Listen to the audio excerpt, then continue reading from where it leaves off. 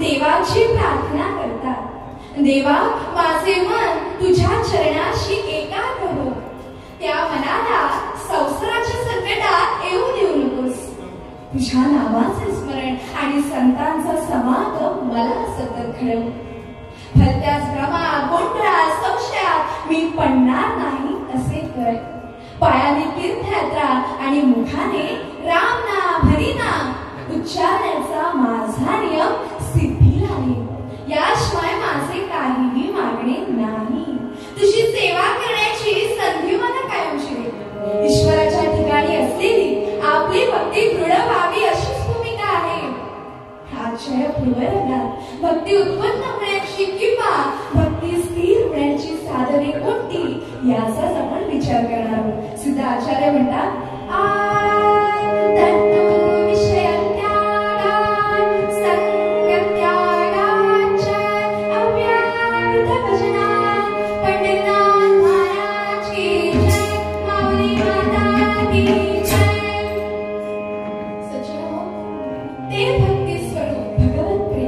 ईश्वरांच्या प्रेमामुळे आणि शक्तीमुळेच आपल्याला प्राप्त होईल। अहो, विषय आपले जे आहेत ना ते अतिशय घातक आहेत। आपल्या जीवनामध्ये येणे हे अतिशय घातक आहे। आणि आता विषय म्हणजे काय कवी म्हणतात तसे पहा, विशेषेण सिनोति नाम पुरुषं बध्नाति इति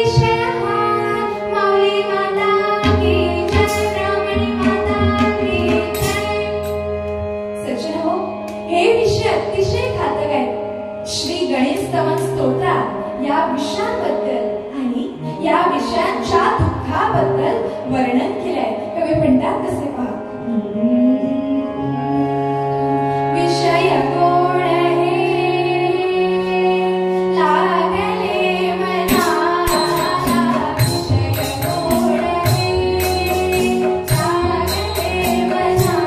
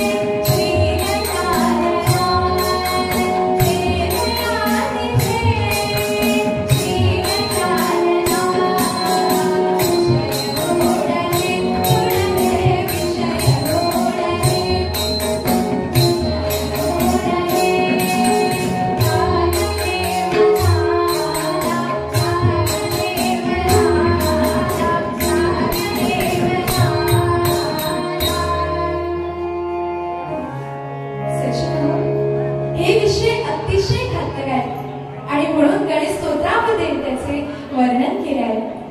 तर श्रोते हो, आपले मनच आपल्याला विषयांच्या बंधनात टाकते आणि दुःखच देते.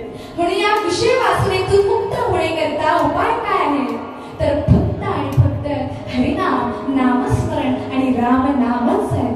त्या माऊली आईचं नामस्मरण कराल तरच तारा. लक्षात घ्या. तर श्रोते हो, आता पहा, एक छोटासा आपल्याला एक किस्सा सांगते. कदाचित ती गोष्ट आपल्याला माहितही असते. एकदा काय झालं, आपल्या सर्वांना गोंदवलेकर महाराज माहितच असतील. तर गोंदवलेची एक बाई आपल्या लहान मुलासोबत परदेशामध्ये प्रवास करणार होती. आणि परदेशाने म्हटलं काय, विमानाने तर जावंच लागेल ना. म्हणून तर ती बाई विमानतळावर पोहोचली, विमानामध्ये चढली. एक छोटासा मूल होता यांच्यासारखा. तर विमानामध्ये चढली आणि विमानाने उडान घेतली.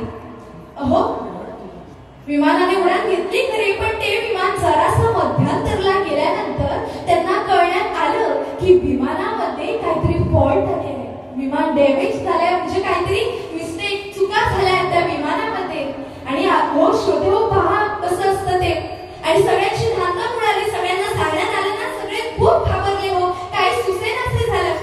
ते रडू लागले बिचारे. आणि ही बाई पण होती आणि ती सुद्धा श्रोते हो रडू लागली. छोटा मूल आहे आपल्या हातामध्ये, आता करायचं तरी काय.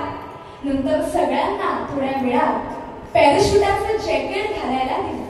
श्रोते हो, सगळ्यांनी घाई गडबडीने ते पॅराशूटाचं जॅकेट घातलं. त्या बाईने सुद्धा घाई गडबडीने घातलं. एका हाताने आपल्या मुलाला पकडलं आणि तिने खाली उडी मारली. श्रोते, आता काय लगेच पडणार नाही. उडी मारल्यानंतर जरासा वेळ लागणार. एवढ्या लांबून उडी मारणं म्हणजे शक्य नाही येते. आणि जराशी मध्यांतरला आल्यानंतर तिला कळण्यात आलं की पॅराशूटाचं जॅकेटाचा जो बटन आहे ना, तो नीट लागलाच नाहीये. हो, ती खूप बिचारी घाबरली, रडू लागली. आणि तिथे खूप रडते. एक छोटासा मुलगा आहे, आता करायचं तरी काय. आणि क्षणभर तिने आपल्या मनाशी विचार केला. म्हणू लागली मनात की आता मला जर कोणी तारणार असेल तर तो फक्त आणि फक्त माझा राम आहे. आणि कोणीच तारणार नाही मला, आणि कोणीच नाही. आणि श्रोते हो, तिथेच तिनं राम नाम घ्यायला सुरुवात केली. राम राम, जय श्रीराम, जय श्रीराम, जय श्रीराम. आणि श्रोते हो, या राम नामामध्ये, या नामस्मरणामध्ये केवढी ताकद आहे ती पहा. ती नामस्मरण तिकडे घेते आणि सुदैवानं खाली जमिनीवर कापसाने भरलेला एक ट्रक उभा होता. आणि श्रोते हो, या नामस्मरणामध्ये केवढी ताकद पहा. ही राम राम, जय श्रीराम जप करत करत खाली या ट्रकामध्ये पडली.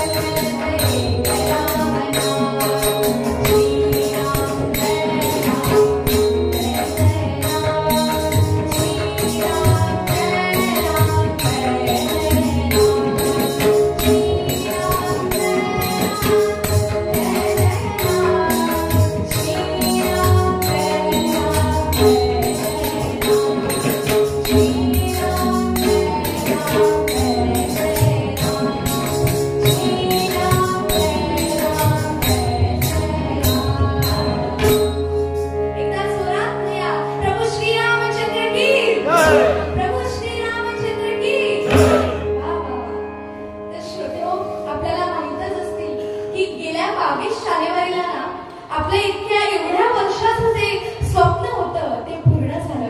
काय तर अयोध्यामधलं प्रभू श्रीरामांची मूर्ती प्रतिष्ठा. येता जाता उठता बसता ज्या ज्या वेळी वेळ असेल त्या त्यावेळी हरिनाम घेतले पाहिजे.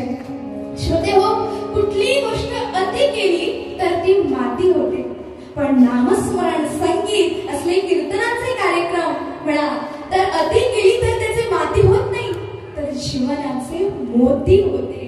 हे कायम लक्षात ठेवा. कवी म्हणतात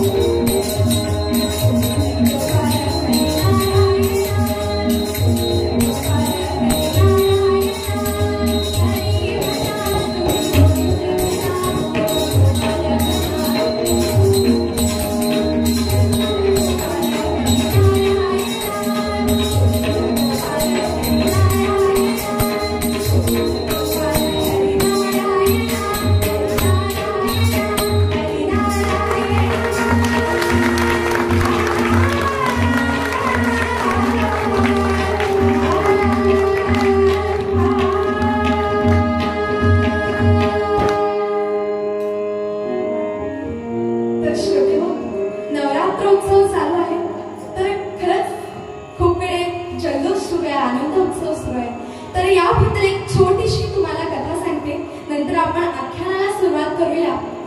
आता पहा, आख्यान पंढरपूरचं घेतलंय कारण महाराष्ट्र ही संतांची भूमी आहे, त्यामुळे पंढरपूरचं आख्यान घेतलंय. पण तत्पूर्वी आपण या नवरात्र उत्सवाबद्दल मी थोडंसं तुम्हाला सांगू इच्छिते. तर श्रोते हो, देवीला महिषासुरमर्दिनी असं नाव का पडलं, तर याच्यामागची एक कथा आहे. ती म्हणजे एक महिषासूर नावाचा मोठा राक्षस होता. हो उन्मत्त झाला होता, मदोन्मत्त झाला होता आणि तप करून त्याने ब्रह्मदेवाकरता म्हणजे ब्रह्मदेवाचा तप केला, नामस्मरण घेतलं त्याने आणि असा वर मागून घेतला की मला कोणाकडून मरण नको, ऋषी मुनींकडून नको, यक्ष गंधर्वांकडून, मुलांकडून, देवांकडून मला मरण नको असा महाकठीण मागितला. हो नंतर ब्रह्मदेव म्हणाले, अरे महिषासुरा, मरण हे अटळ आहे, जन्माला आलेल्याला मरावच लागते. All are subjected to death, death is common to all. म्हणजे कोणी असं राहत नाही, जन्माला आलेल्याला जावंच लागतं. आणि श्रोते हो, महिषासूर म्हणाला, मला आता कोणी मारणार नाही, मारूच शकत नाही. ब्रह्मदेव म्हणाले, बर आता जर का तुला या सर्वांकडून मरण नको असेल तर एक स्त्री तुला मारेल. हो महिषासुराचा आनंद गगनात मावेना. तो म्हणाला, काय एक स्त्री मला मारणार, काय देवा तुम्ही सांगता, ती स्त्री अशी आणि काय ती स्त्री मला मारणार. कमी लेखत होता, मी असा बलवान आहे, पराक्रमी आहे, मोठा आहे आणि ती स्त्री मला मारणार, ती मला स्त्री मारू शकत नाही, हिंमत कशी आहे तिची, स्त्री मला मारणार. हो असं स्त्रीला कमी लेखत होता. पण आपण पाहता आहात ना, स्त्री किती श्रेष्ठ आहे, घराची गृहलक्ष्मी आहे. आता सुद्धा पहा तिथे स्त्रिया बसलेल्या आहेत, स्त्रीला कमी लेखू नये. आणि हा महिषासूर सतत स्त्रीला कमी लेखत होता. कथा थोडी मोठीशी आहे पण मी तुम्हाला थोडक्यात सांगू इच्छिते. तर नंतर सगळे देव प्रकट झाले आणि आता महिषासूर थांबेच ना, मरोन्मत्त झाला, उन्मत्त झाला. नंतर देवांच्या मुखातून तेज बाहेर पडू लागले आणि त्या तेजाचा एक गोलाकार झाला आणि त्या गोलाकाराचं एक सुंदर अशा तुमच्यासारख्या स्त्रियांमध्ये असं सुंदर असं रूपांतर झालं. आणि श्रोते हो, या देवीला वेगवेगळी शस्त्रे दिली, शस्त्रास्त्रे दिली.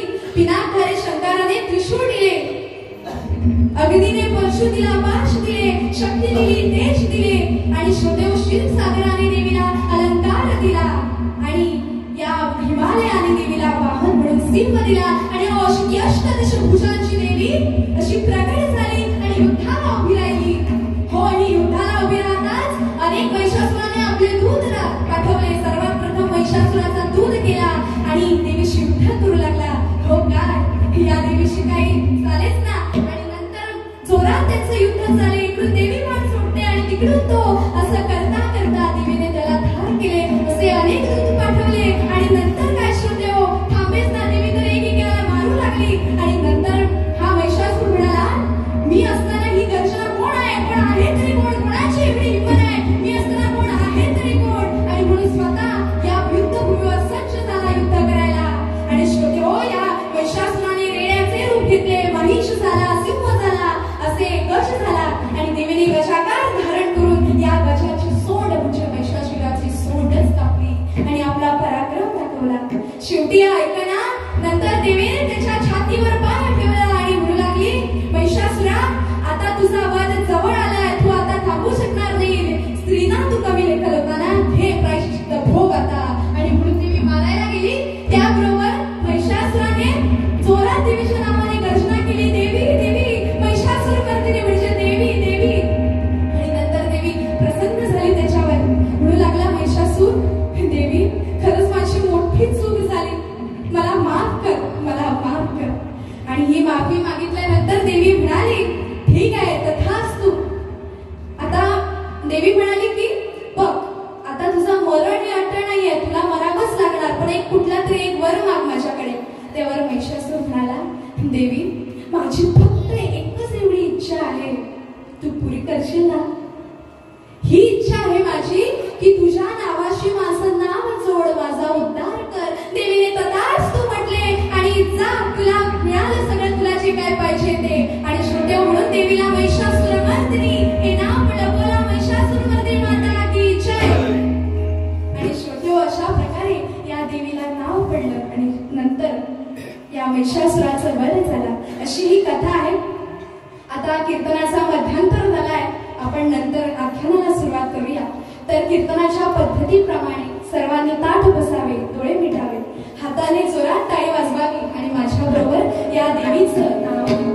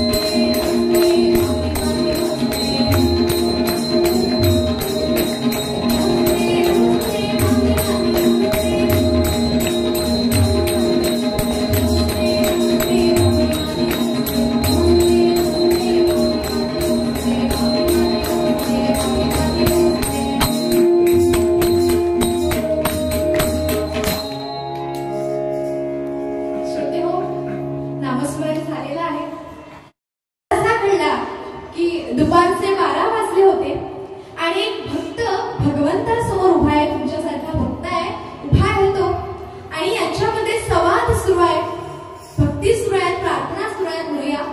तर हा भक्त म्हणतोय कसा पहा, देवा मी आता ज्या पदावर आहे ना त्या पदाचा अहंकार मला होऊ देऊ नकोस. मला कायम तुझ्या चरणाचं दास्य दे, दास्य तुझ्या चरणाचं तू देव, मी भक्त ऐसे करी आणि मला कायम तुझी सेवा करण्याची संधी दे. तर अशी प्रार्थना सुरू असताना दारावर ना ठक ठक ठक ठक करणं आवाज आला. श्रोते हो, हा आवाज आल्यानंतर तुमच्यासारखे सद्गृहस्थ दार उघडण्यासाठी गेले. अहो त्यांनी दार उघडलं नंतर आणि पाहतो तर काय, या घरासमोर दारासमोर एक भला मोठा जनसमूह पुढे आहे, लोक उभी आहेत आणि पाहतात ती.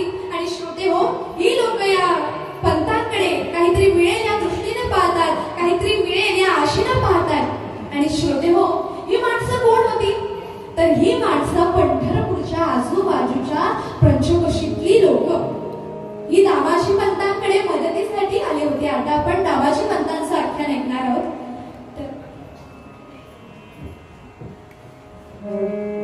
तर एकदा काय झालं, सगळे आलेले बघतायत, पंथाकडे मागतायत, हो पंत पंत आम्हाला मदत करा, काहीतरी द्या, काहीतरी द्या.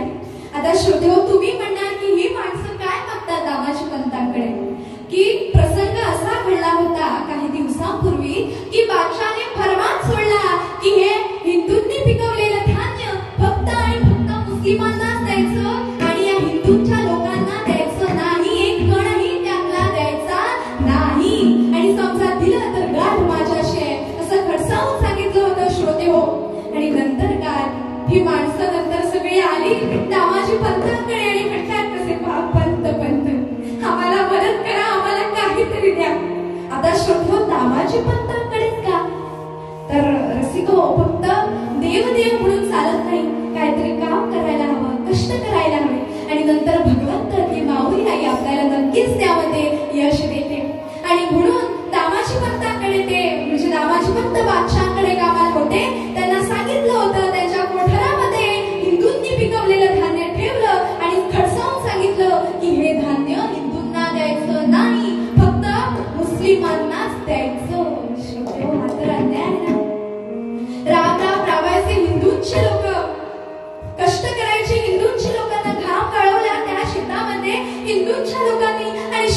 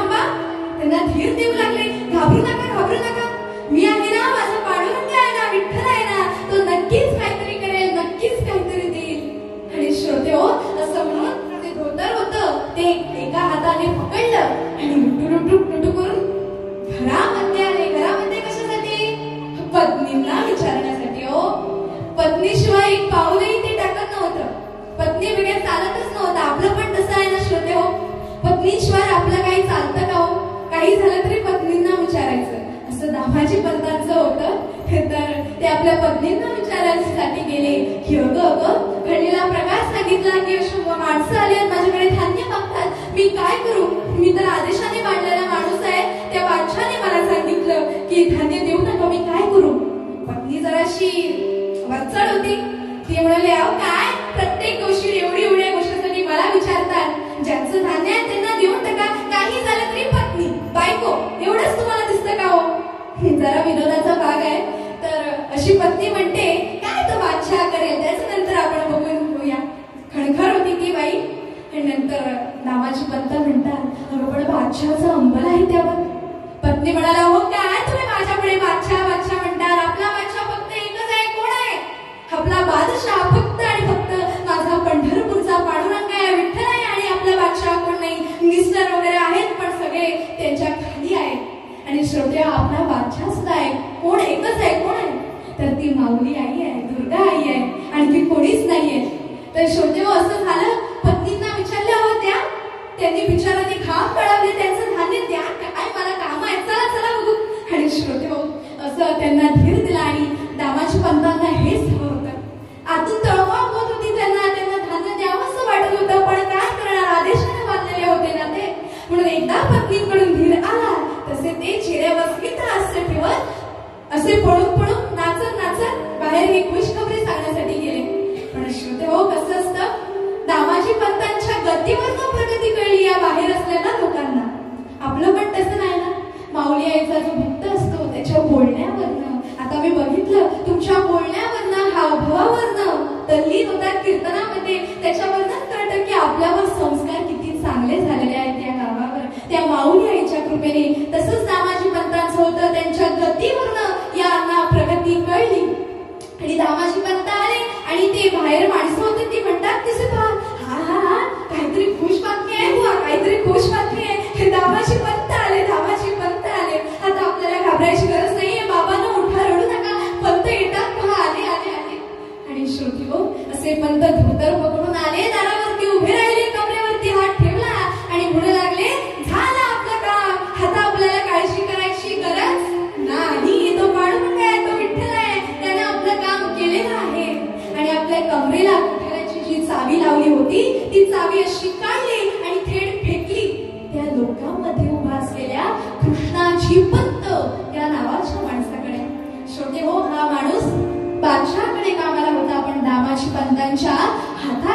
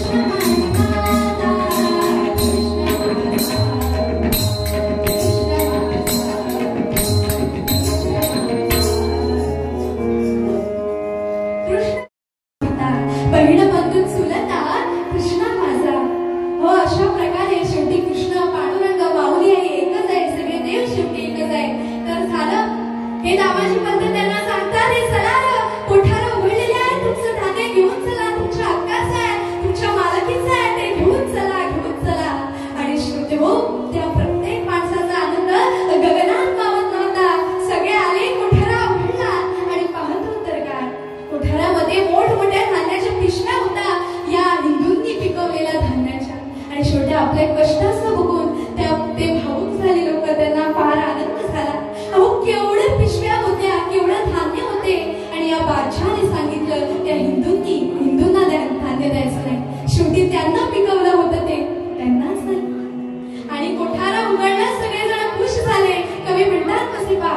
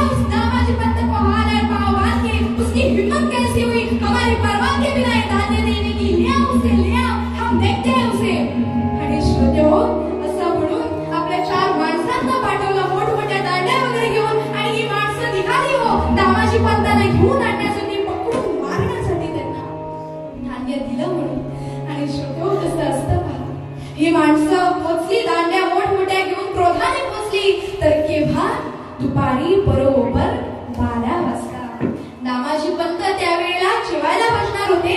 तर ठाक ठाक ठाक ठाक करून दाराचा आवाज आला. दामाजी पंत, दरवाजा खोलो, दरवाजा खोलो दामाजी पंत.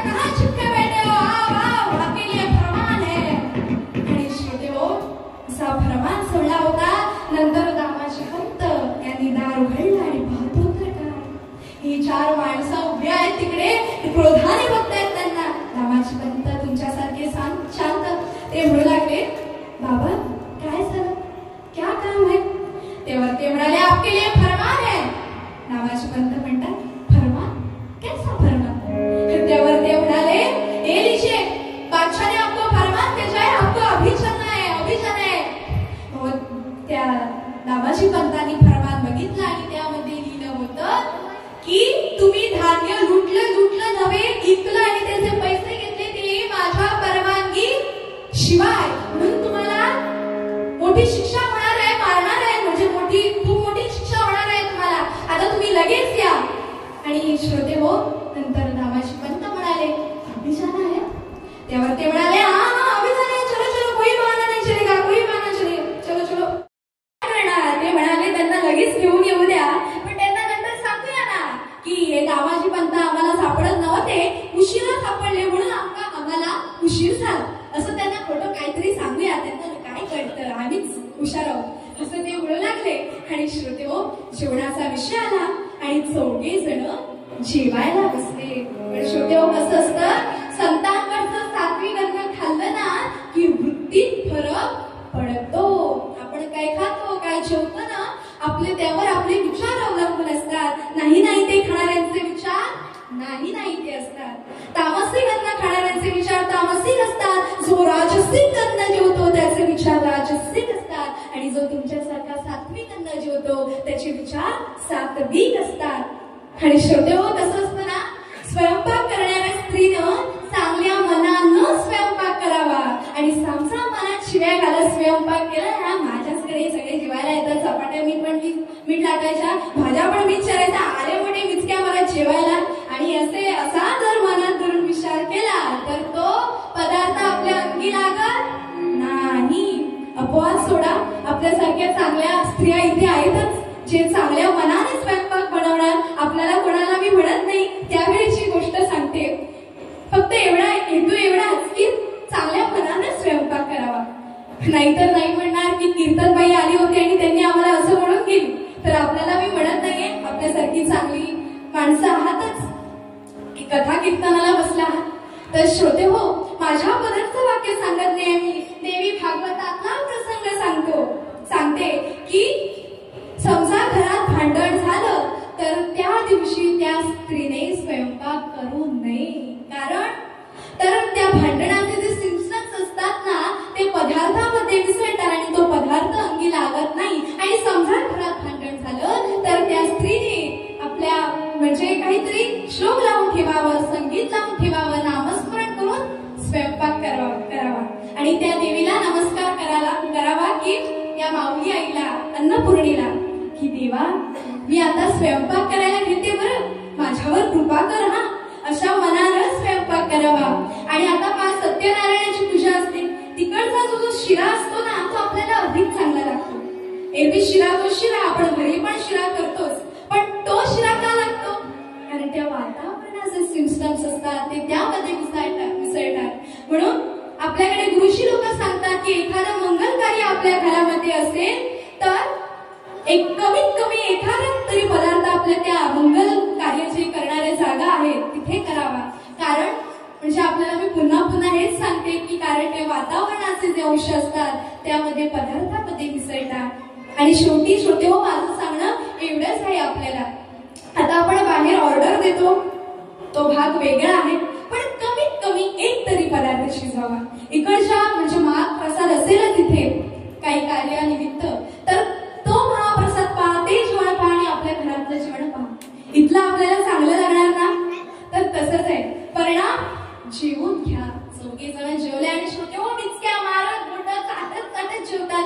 हा दामाजी पंत ने क्या बढ़िया खाना था मिलाया था, मुझे क्या खाना बनाया इसमें, क्या मिलाया होगा इसमें. इस दामाजी पंत की बेगम म्हणजे श्रोते हो पत्नी, तर काय मिसळलं असेल. एवढं चांगलं जेवण तर आपण पुन्हा कधीच खाल्लं नाही, काहीतरी विशेष असेलच. ही चौघाची कामचोर माणसं होती, मिचक्या मारत जेवतात, ती म्हणतात असे आणि म्हणू लागले की आपण दामाजी पंतांना विचारूया, हम उनको पूछते हैं. त्यावर ते म्हणाले, दामाजी पंडित जी क्या बढ़िया खाना है यार, ऐसा खाना तो हमने पहले कभी नहीं खाया, क्या मिला है इसमें, क्या मिला है. दामाजी पंत शांतपणे म्हणाले, कुछ नहीं, सिर्फ प्रेम मिलाया है. क्या प्रेम? श्रोत्यो, या मूर्खांना, या गाढवांना वाटलं की जरा त्यांची मराठी कच्ची होती. प्रेम म्हणजे काय, आपण कसं चवीसाठी साखर घालतो, मीठ घालतो ना, तसं काहीतरी असेल. आणि म्हणतात तसे बादशाह, म्हणजे आमच्या बादशाहकडे गेल्यानंतर आमची बेगम वगैरे तिथे असेलच, पत्नी असेलच, त्यांना सांगूया आपण की या दामाजी पंतांकडे आपण जेवलो होतो, त्यांच्या बेगमनी, त्यांच्या पत्नीने काहीतरी प्रेम नावाचं मिसळलं होतं, काहीतरी साखर वगैरे तसंच काहीतरी असणार, ते तूही मिसळ, नंतर आम्हाला असं चांगलं चांगलं रोज जेवायला मिळणार. विनोदाचा भाग आहे. तर श्रोतेव झालं, हे चौघे जण जेवले आणि म्हणतात तसे पहा, दामाजी पंत, तुम्हाला घेऊन जाण्याची आम्हाला मुळीच इच्छा नाही खरंच, पण काय करणार, आपण आदेशानं बांधलेली माणसं आहोत ना, आमच्याकडे काही उपाय नाहीये. त्यावर दामाजी पंत म्हणाले, बाबांनो, तुम्ही मला खुशाल घेऊन चला घ्या. माझं म्हणणं फक्त एवढं होतं की उन्हात आपण नका जाऊया, नंतर ऊन उतरलं की जाऊया, आता ऊन उतरले, आता आपण निघूया. आणि श्रोतेहो, या माणसांनी दामाजी पंतांना पकडलं आणि निघाले. आणि पाहतो तर काय, दारासमोर, घरासमोर पूर्वी जी माणसं धान्य मागण्यासाठी आली होती ती पुन्हा आली आणि म्हणतात तसे पंत पंत, तुम्ही जाऊ नका, जाऊ नका. ज्या माणसाने आम्हाला अन्न घातलं, खाऊ घातलं, त्यांना आम्ही शेवटी कसं जाऊ द्यायचं? नका जाऊ हे बाबांनो, आम्हाला घेऊन चला, त्यांना नका. पंत म्हणतात, बाबांनो, बाजूला व्हा, बाजूला व्हा, बाजूला व्हा. तो पांडुरंग आहे, तो विठ्ठल आहे ना, तो नक्कीच काहीतरी करेल, नक्कीच करेल. आणि श्रोतो, एवढ्यात पत्नींना ही बातमी कळली. पत्नी पळत पळत आली, आपल्या स्वामींच्या डोक्यावर त्यांनी असं कडकडून मिठी मारली आणि पुन्हा लागली की स्वामी, स्वामी म्हणजे पती त्याचे. पंत, हो खरी तरी युक्ती माझी होती ना धान्य देण्याची, मग मला घेऊन चला, त्यांना नको, त्यांना नको. बादशाह काय समजा घ्यायचंच आहे तुम्हाला तर मला सोबत घेऊन चला, आणि बादशाह जे काही शिक्षा देईल ते आम्ही दोघेही खुशाल होऊया खरंच, पण आम्हाला घेऊन चला, त्यांना एकट्यांना नको खरंच. नंतर दामाजी पंत म्हणतात, बाळा, अगं आपल्याकडे एवढ्या वर्षापासून परंपरा चालत आलेली आहे ना की अतिथी देवो भव, ही कोण चालू ठेवणार? आलेल्यांना अन्न कोण घालणार, खाऊ तुझ्यासारखं जेवण कोण करणार? तू अन्नपूर्ण आहेस ना ग आमची, मग कोण करणार? अगं बाबू, हा संसार तयापाशी असा आहे ना, याची थोर भक्ती आवडती देवा असं आहे ना. अगं त्या देवाला, त्या पांडुरंगाला आवडणारी भक्ती आपण केली आहे ना, मग तो पांडुरंग आहे, तो काहीतरी बघेल, तो नक्कीच काहीतरी बघेल. आणि श्रोते हो, असा पत्नींना धीर देऊन दामाजी पंत निघाले. आणि श्रोते हो, जरासं पुढे गेल्यानंतर हे दामाजी पंत त्या माणसांना म्हणतात, बाबांनो, जरा पहा, एक शेवटी माझी एक शेवटची इच्छा आहे, पुढे कराल का? बेदरपूरला जाताना जरा वाकडी वाट केली तर पंढरपूर लागतं. मला माझ्या पांडुरंगाचं दर्शन मिळेल का हो? कारण तो बादशाह मला काय शिक्षा देईल हे मला माहित नाही, आणि ती शिक्षा झाल्यावर मी पुन्हा इथे येईल हेही मला माहित नाही. शेवटची एकच इच्छा आहे, कळकळीची विनंती आहे, माझी पुरी कराल का हो ही इच्छा? त्यावर ते म्हणाले, हा, का नाही, का नाही, कारण तुम्ही एवढं चांगलं जेवण आम्हाला घातलं तर नक्कीच. आणि श्रोतेहो, असं म्हणून ते पंढरपूरच्या वाटेने जातात. दामाजी पंत पोहोचले, पांडुरंगाच्या देवळामध्ये गेले, असे पांडुरंगाकडे एकटक बघत म्हणू लागले, देवा पांडुरंगा, चूक माझी आहे का रे? मी काहीच चूक नाही केली, मी खरंच त्या धान्याचे पैसे नाही घेतले, नाही घेतले, तुला माहित आहे ना रे, मग असं मला का? श्रोते हो, अशी प्रार्थना करतो, मनोमत म्हणतो तसं. आणि एवढ्यात पांडुरंग म्हणू लागले, तिथे प्रगट झाले, म्हणजे असे प्रसन्न झाले, आपोआपच म्हणतात, अरे दामाजी पंत, म्हण मला सोडव सोडव म्हणून, अरे तू माझ्याकडे काहीच मागत नाहीये, फक्त माझ्याशी तू शेअर करतोस. म्हणजे आपण सांगतो ना श्रोते हो, बोलतो आपण काही अत्यंत दुःखाची गोष्ट असेल किंवा सुखाची एकमेकांसोबत शेअर करतो ना, सांगतो ना, तसंच दामाजी पंत आपल्या देवाला सांगतात. आणि तर देव तिकडनं म्हणतात, अरे म्हण माझ्याकडे काहीतरी माग, मला सोडव सोडव म्हणून म्हण. अरे काय ना दाखवून, माझ्याकडे काहीच मागत नाहीये. आणि श्रोते हो, या दामाजी पंतांचं शेवटी एकच म्हणणं होतं की देवा पांडुरंगा विठ्ठला, कुठलाही जरी जन्म दिलास ना तरी तुझ्या पायाकडचा जन्म दे. अगदी कुत्र्याचा जरी जन्म दिलास तरी तुझ्या पायाकडचा कुत्रा व्हायचा जन्म दे. एवढी एकच माझी इच्छा आहे, आणखी काही इच्छा नाही. तेव्हा आपणही हे मागणं मागा या माऊली आईकडे. तर श्रोतेहो, झालं हे तिथनं आले परत वेदरपूरला निघण्यासाठी.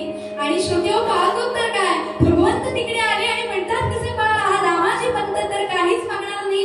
आपण स्वतः प्रचार करण्याशिवाय मजा यायची नाही, आपल्यालाच काहीतरी करायला हवं. आणि श्रोतेहो, असं म्हणून भगवंत आले आणि आपल्या भक्ताच्या भेटीसाठी, दर्शनासाठी, मदतीसाठी धावून गेले. आणि बाहेर पडताक्षणी पत्नी मागून मागतानी. पत्नी म्हणजे कोण? रुक्मिणी माता. विनोदी होती ती म्हणू लागली, ओ कुठे चालला? त्यावर हे म्हणाले, भक्ताला भेटायसाठी. पत्नी म्हणते, भक्ताला भेटायसाठी? आज एवढं खरं सांगा कुठे चाललात ते? त्यावर भगवंत म्हणतात, पुरे पुरे जाणाऱ्याला असं विचारू नये. पत्नी म्हणते, सगळं माहित आहे. पत्नींना तेवढी आज्ञा आहे पतीला कुठं जायचं हे विचारण्यासाठी. नंतर भगवंत म्हणा, काय इज्जत तोंडी लागून काय उपयोग नाहीये. त्यावर भगवंत म्हणतात, बरं झालं तू मला भेटलीस ते. एक काम कर, तुझ्याकडे जेवढे दागिने आहेत ना ते मला आणून दे, मी तुला त्याचे दुप्पट आणून देईन. त्यावर देवी म्हणाली, रुक्मिणी माता म्हणू लागली की पुरे पुरे पुरे सगळे नवरे तसेच दागिने घेऊन जातात ते जातात, शेवटी दुप्पटचं नाव पण काढत नाही. विनोदाचा भाग आहे श्रोतेहो. तर रुक्मिणी माता काय असं म्हणणार नाही, शेवटी देवी आहे. तर श्रोतेहो, कसं झालं, शेवटी रुक्मिणी माता ऐकली नाही ते नाही. भगवंत दागिने मागतात ते पैसे चुकवण्यासाठी दामाजी पंतांचे. पण रुक्मिणी माता ऐकत नाही. शेवटी भगवंताने रुक्मिणी मातेची प्राण प्रतिष्ठा लक्ष्मी मातेमध्ये केली, बटव्यांमध्ये घातलं आणि भगवंत निघाले हो या भक्ताच्या भेटीसाठी, मदतीसाठी. कसे निघाले पहा, कवी म्हणतात, झाला महार पंढरी,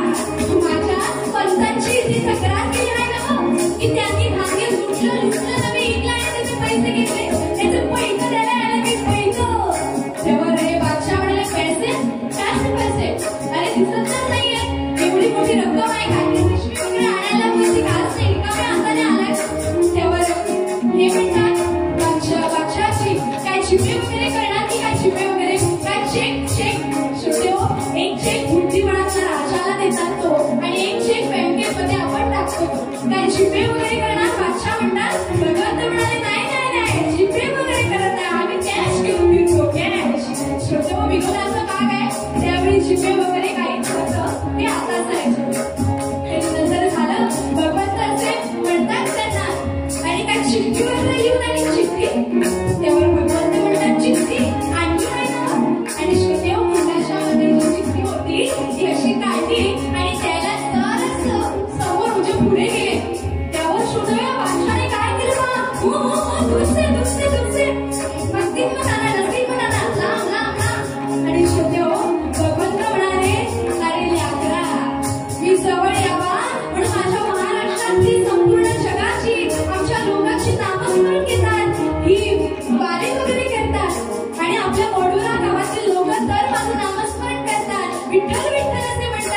आणि तू माझं साधं नाव न घेता मी तुझ्या जवळ येतोय तर तू मला दूरचं म्हणतो.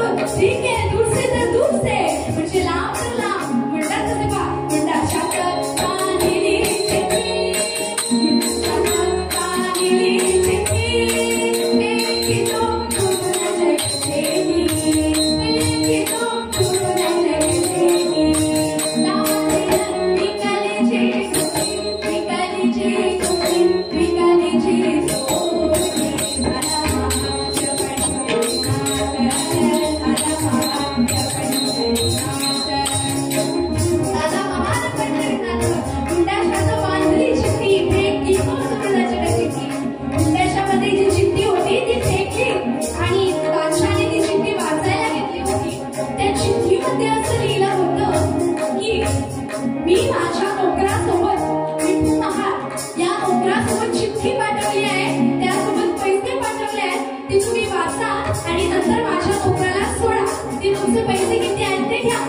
आणि श्रोतेहो, त्यावर बादशाह म्हणाले, अरे कुठे आहेत पैसे, दिसत नाहीये, तू रिकाम्या हाताने. आणि श्रोतेहो, त्यांना फक्त पैसा पैसा दिसत होता, माणसं दिसत नव्हती. बादशाहांचं कसं होतं, मुस्लिम लोक झालं. आणि श्रोतेहो, असं म्हणतात श्री भगवंताने त्या विठू महाराजाने असा पाठवा काढला आणि पाठवा उलटा गेला आणि धाड धाड धाड धाड धाड धाड धाड धाड धाड पैसे गिरू लागले. पैसे म्हणजे चिल्लर मोहरा, आताच्या आपण काळात चिल्लर म्हणतो, मोहरा अशा पडू लागल्या धाड धाड धाड धाड धाड धाड धाड धाड. आणि श्रोतेहो, हे पैसे बघून सगळ्यांचे डोळे चमकत राहिले. कवी म्हणतात का ते कडकड्या मोठ्या मोहरा, कडकड्या मोठ्या मोहरा, त्याची मोठोरी पाहणी घरा, त्याची मोठोरी पाहणी घरा, मीरा करू चमकल्या चित्रा, चमकल्या चित्रा, चमकल्या चित्रा,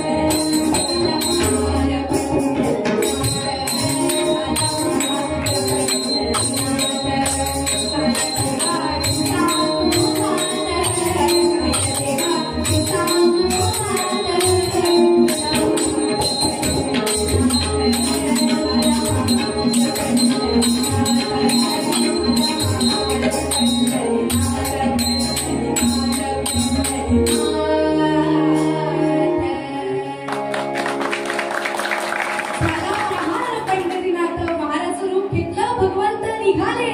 आणि श्रोतेहो, घडला प्रकार आपल्याला मी आता सांगितलाच आहे. आणि नंतर भगवंत म्हणाले, विठू महार म्हणाला, ते पैसे मोजून घ्या, गिनलो गिनलो. आणि श्रोतेहो, तो पैसे मोजणारा माणूस होता दरबारामध्ये. पैसे मोजायला घेतले आणि पाहतो तर काय, पैसे मोजून होईच ना, आता करायचं तरी काय, पैसे मोजून काहीच होईना, कारण एवढी मोठी रक्कम आणि केवढी म्हणजे पैसे घेऊन आले. श्रोतेहो, शेवटी भगवंत होते.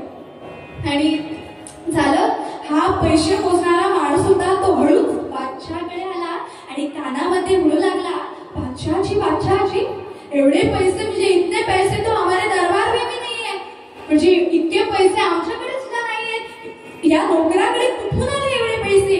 तेव्हा बादशाह म्हणाला की ऐसे कुठले तरी पैसे सगळे ठेव. त्यावर हा जो पैसे मोजणारा माणूस होता तो म्हणू लागला की मी आता काय करू, त्याचे उरलेले पैसे आहेत, राहिलेले पैसे आहेत, ते मी त्याला देऊ की ठेवू. त्यावर बादशाह म्हणतो, हा तसं करायचं नाही, आपल्याला पाप लागेल, जेवढे सगळे पैसे ठेव, राहिलेले पैसे त्याला देऊ नकोस, आमचेच आहेत, नोकर आहे साधा, त्या नोकराला काय करणार किती पैसे ते. आणि श्रोत्यावर नंतर बादशाह म्हणाला, हा हो गया आपका, हो गया, चलो. त्यावर भगवंत म्हणतात, काय हो गया, पावती दे, पावती बिगर मी जाणार नाही, पावती द्या आधी पहिल्यांदा. आणि श्रोत्यावर असं म्हणून पावती मागतात. बादशाहने नंतर शेवटी पावती दिली आणि त्या चिठ्ठीमध्ये लिहिलं की तुम्ही तुमच्या नोकरासोबत पाठवलेले पैसे सगळे पोच झालेले आहेत, आता तुम्हाला यायची गरज नाही, तुम्हाला शिक्षा होणार नाही. आणि श्रोतेहो, नंतर भगवंतांनी ती चिठ्ठी घेतली आणि निघाले तिकडनं. आणि श्रोतेहो, ही चिठ्ठी जी आहे ती भगवद्गीतेमध्ये, या दामाजी पंतांच्या भगवद्गीतेमध्ये ठेवली. श्रोतेहो, कसं असतं पहा, देवाचा चमत्कार पहा. या दामाजी पंत हे दरबारामध्ये पोहोचले नाही, त्यांना शिक्षा पण झाली नाही, पण त्या अगोदर भगवंत कसे आले पहा त्यांच्या मदतीसाठी. तर माऊली आई सुद्धा, ती दुर्गा आई सुद्धा आपल्याला आयुष्यामध्ये मदतीसाठी नक्कीच येते. आणि श्रोते हो, झालं दामाजी पंत भगवद्गीता वाचायला गेले आणि त्यांना ती चिठ्ठी सापडली. श्रोते हो, ही चिठ्ठी वाचतात त्यांना आश्चर्यचकित झालं. अरे, हे कोणी मध्ये पैसे दिले, कोण आहे तरी कोणा विठू महार म्हणून. दामाजी पंतांनी क्षणभर विचार केला आणि श्रोते हो म्हणू लागले की हा विठू महार दुसरा तिसरा कोणी नसून माझा पांडुरंग आहे, माझा विठ्ठल आहे. जय हरी विठ्ठल, जय विठ्ठल विठ्ठल. माझा विठू आला, माझा पांडुरंग आला, माझ्या हाकेला आला. आणि श्रोते हो, शेवटी कसं असतं, तुमच्यासारखा प्रामाणिक माणूस असतो पहा. एरवी दुसरा कोणी असतं तर त्यांनी म्हटलं असतं की माझे पैसे पोच झालेले आहेत, आता मी कशाला दरबारामध्ये जाऊ. पण तुमच्यासारखे दामाजी पंत प्रामाणिक होते. ते पुन्हा दरबारामध्ये गेले आणि म्हणू लागले की बादशाहजी, मेरे पैसे किसने दिए, म्हणजे माझे पैसे होते, माझ्यावर आळ आणला होता, ते कोणी दिले पैसे. त्यावर बादशाह म्हणाले विठू महारने दिए है, विठू महार. आणि श्रोते हो, नंतर म्हणा लागले की विठू महार हा दुसरा तिसरा कोणी नसून माझा पांडुरंग आहे, असे भगवंत त्यांना सांगतात. पण या मूर्खांना कळत नाही. शेवटी ती मुस्लिम लोक आहेत श्रोते हो, म्हणजे त्यांना आपल्या हिंदू धर्मातील काही असतं, आपले कसे देव प्रगट होतात ते त्यांना माहीत नव्हतं. आणि म्हणून त्यांना कळलं नाही. ते म्हणतात या विठू महाराला मला भेटायचं आहे. म्हणजे बादशाह म्हणू लागले मला भेटायचं आहे, आताच भेटायचं आहे. हो, पंढरपूरचा असा, म्हणजे आपण आता पंढरपूरला जाऊया. नंतर श्रोते हो, या माणसं एकच नव्हती. नंतर दामाजी पंत ती सगळी माणसं बादशाह पंढरपूरला निघाली. आणि श्रोते हो, नामस्मरण करीत दामाजी पंत पांडुरंगाच्या देवळामध्ये पोहोचले आणि बोट दाखवत म्हणू लागले बादशाहजी, यही आहे ना, वो यही आहे ना विठू महार. त्यावर बादशाह म्हणतात ए क्या तुम, ये तो तुम्हारा खुदा है, विठ्ठल है, विठू है. मुझे विठू महार चाहिए, म्हणजे मला तुमचा तो देव आहे, विठ्ठल आहे, मला विठू म्हणजे पाहिजे, जो पैसे दिला होता हा नाही आहे तो. त्यावर दामाजी पंत त्यांना सांगतात अरे नाही, हेच आहे ते. शेवटी ते ऐकायला तयार नाही श्रोते हो. नंतर भगवंत देवळामध्ये गेले, विठूकडे उभे राहिले, विठ्ठलाच्या मूर्तीकडे, आणि म्हणू लागले विठ्ठला. आणि श्रोते हो म्हणतात कसे पहा, विठ्ठला पांडुरंगा, अरे तू कोणतं रूप यांना दाखवलं होतंस ते यांना दाखव पाहू. मला पण आता इच्छा आहे प्रगट हो, मला माहीत आहे तूच असणार, तो आणखी कोणी नसणार. आणि श्रोते हो, नंतर काय भगवंत प्रगट झाले तिथे. पुंडलिक वरदे हर विठ्ठल, माऊली माता की जय. आणि श्रोते हो, प्रगट झाले तिथे आणि हे सगळेजण त्यांचे चमत्कार झाला, आश्चर्यचकित झाले. आणि नंतर हे दामाजी पंत म्हणाले यांनी आहे ना, हाच आहे तो. आणि कसा आहे, हा नाम्याची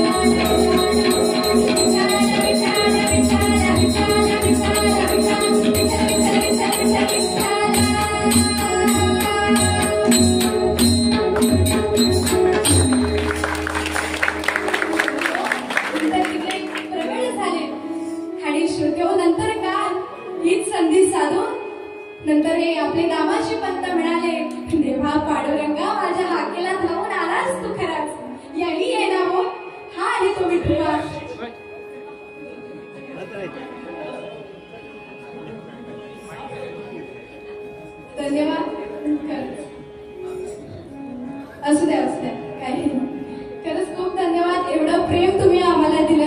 खरंच माझ्याकडे खरंच पहिल्यांदा मी तुम्हाला सांगितलं होतं माझ्याकडे खरंच शब्दच नाहीये. तो आता पांडुरंगालाच कळणार काय तुम्ही भाविक लोक आहात खरंच. तर झालं. नंतर हे पांडुरंगाकडे म्हणू लागले आणि नंतर नामाजी पंत म्हणतात कसे पहा, माझी तक्रार कोणी केली होती.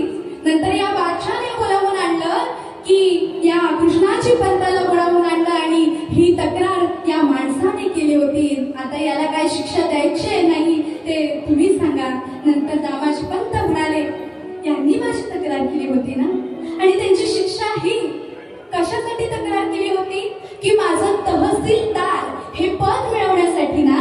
नंतर हे दामाजी पंत म्हणाले की बादशाहजी माझं जे तहसीलदार हे पद आहे आता तुम्ही देऊन टाका या कृष्णाजी पंतांना, मी तुमच्याकडे काम करणार नाही. माझा बादशाह फक्त एक आहे, तो पांडुरंग आहे, ती देवी आहे आणि कोणीच नाही. आणि श्रोतेहो असं म्हणून हीच संधी साधून बादशाह म्हणू लागले. शेवटी त्यांना पैसे दिसत होते. ते म्हणू लागले विठू मारायला म्हणजे भगवंतालाच. क्या रे विठू मार, दामाजी पंत तुम्ही कितने पैसे देते, म्हणजे पगार किती देतात, कामाला नोकर म्हणून आहेत ना तू त्याच्याकडे. त्यावर विठू मार भगवंत म्हणाले 1 लक्ष. श्रोतेहो लक्ष म्हणजे लाख आणि दुसरा लक्ष म्हणजे आपण कुठलं लक्ष देऊन काम करतो ना तो लक्ष. तर नंतर काय हे भगवंत म्हणाले, दामाजी पंत भगवंतांना म्हणतात की मी तुम्हाला दामाजी पंत जर 1 लक्ष देतात मी तुम्हाला 2 लक्ष देईन, तुम्ही माझ्याकडे कामाला राहा. श्रोतेहो शेवटी त्यांना पैसे दिसत होते आणखी काही नाही. आणि नंतर भगवंत म्हणाले नाही 2 लक्ष मला चालत नाही, 1 लक्ष संसारात आणि 1 लक्ष माझ्याकडे मला चालत नाही. दामाजी पंत मला 1 लक्ष देतात तेवढंच काफी आहे, पुरे आहे. आता तुमच्याकडे मी काय काम करणार, माझा दामू आहे. आणि श्रोतेहो एका वाटीने दामाजी पंत म्हणतात माझा पांडुरंग आहे, विठ्ठल आहे. आणि श्रोतेहो अशी ही भक्ती असते. आणि ही वाईट व्यसनं आहेत ना ती आम्हाला नर्तकी सारखी नाचवतात. आणि त्यांनी जर नाचवायला नको असेल तर नर्तकी हा शब्द उलटा करा. का होतोय कीर्तन, नामसंकीर्तन करा म्हणजेच नाम घ्या. आणि नाम हा शब्द सुद्धा उलटा करा. का होतोय मनापासून नाम घ्या. आणि किती लक्ष वेळा जप केला यापेक्षा जपाकडे किती लक्ष आहे आणि त्यापेक्षा लक्षाकडे किती लक्ष आहे हे पाहूनच जप करा. शेवटी ती माऊली आई आहेतच. आणि अशा प्रकारे दामाजी पंतांना सद्गती मिळाली. सर्वस्व ते आपल्या पंढरपूरच्या पांडुरंगाला मानत होते. आपणही अशी भक्ती करूया आणि आपल्या जीवनाची जी नौका आहे ना ती बुडू नये याचा प्रयत्न करूया. कीर्तनाच्या शेवटच्या टप्प्यावर येऊन पोहोचलेलो आहोत. मला वाटतं इथे भैरवी होणार नाही कारण नंतर नाटक आहे, त्यामुळे कीर्तन इथेच थांबतं असं मी जाहीर करते. कारण आता मूळ पद्यात पद्यकार म्हणतात